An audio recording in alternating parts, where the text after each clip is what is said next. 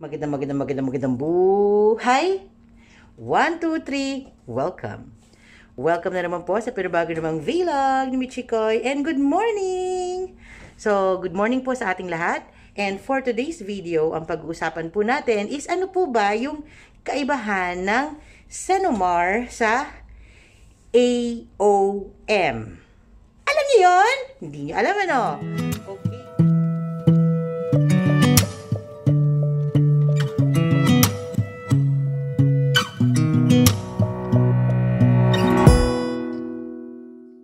Okay, so, dito po, di ba, dahil nasa abroad po tayo, usually, if we decide to get married, hinihingan po tayo ng Cenomar, no? Madalas po natin siya maririnig. Kukuha tayo ng Cenomar sa Philippines, yung ganito. Yung Cenomar po kasi, is kailangan po talaga siya, no? Dahil yun po yung singleness certificate, no? Yung po ang magpapatunay na single pa talaga kayo. Kaya po kayo mag-aasawa. Okay, dito po sa embassy, no? Sa abroad po ang pinag-usapan natin. Currently, nandito po tayo sa Kuwait. Okay? So, kung kayo naman po, alam nyo talaga na kayo ay may asawa, hindi po Cenomar ang inyong i-apply. Pero, madalas yun pa rin po yung sabihin nyo. Kung hindi, ang i-request nyo po sa ating PSA, ang i-request nyo po is yung Advisory on Marriage. AOM. Okay? So, yun po yun. So, technically, ulitin lang po natin, kung single po kayo at gusto niyo po magpakasal, ang kukunin niyo po is a singleness certificate, which is yung Cenomar. Cenomar meaning Certificate of No Marriage po. So, ayun po yung kailangan nyo i-request kung bago lang po kayo magpapakasal po dito sa ibang bansa. Ano? Okay. And then, yung AOM naman po, kapag meron po kayong mga kailangan mga dokumento na kailangan nyo pong iproseso at sasabihin nyo po kayo ay may asawa, so ang hihingin po sa inyo is AOM.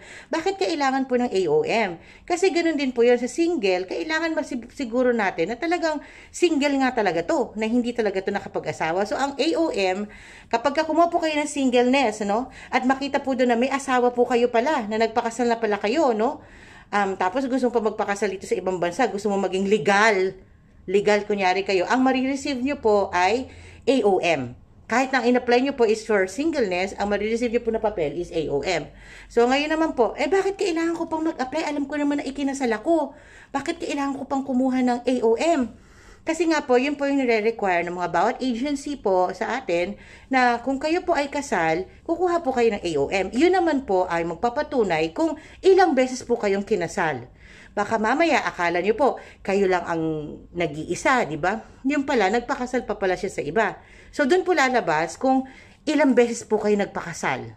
So, thank you kung isa lang po talaga ang lalabas doon na ikaw ay talagang, kayong dalawa lang po talagang mag-asawa. Yung sa pagkakaalam nyo. Paano po ngayon pag may lumabas? So, dito po sa ipapakita natin, kung mapapansin sa taas, ang nakalagay po doon is Advisory on Marriage. Ibig sabihin po kasi, kasal na po yung nag-request ng dokumentong ito. Kaya ayan po yung binigay sa kanya. And dito po makikita po sa dokumento nito, 3 beses po siyang ikinasal. Okay, so yung nasa pinakababa po, yung pinakauna, kung makikita nyo po dyan, 1982. And so yun po yung pinaka-legal kung pag-uusapan po natin yung legalities. Ito naman kasunod ay yung Cenomar. Kung titignan nyo po sa taas, na nakalagay po Cenomar. Kasi wala po talaga siyang kasal. Hindi po talaga po siya kinasal. So, yun po yung kaibahan ng AOM sa Cenomar. No? So, yun po yung kahalagahan kung bakit kailangan pong kumuha ng AOM or ng Cenomar. Kasi para makita po natin kung talagang totoo po ba itong tao na to, itong babae na to, totoo ba talaga to, itong lalaki na to, totoo ba talaga to, single ba talaga itong si babae tsaka si lalaki, hindi po ba? Lalo na kapag magkaanak na po, di ba? So, makikita po natin dito sino po yung magiging legitimate and illegitimate.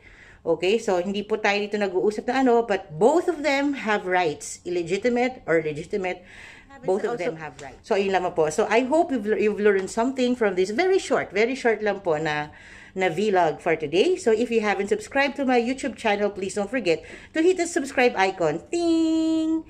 And yung maliit po na kalembang, tingin-ing-ing-ing, click niyo rin po yan so that you, yes you, ikaw nga po, you will be notified in case I have a new vlog. Magandang buhay and God bless us all.